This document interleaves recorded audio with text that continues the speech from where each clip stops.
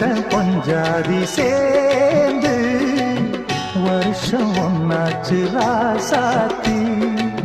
விரதம் நேத்தோடு போச்சு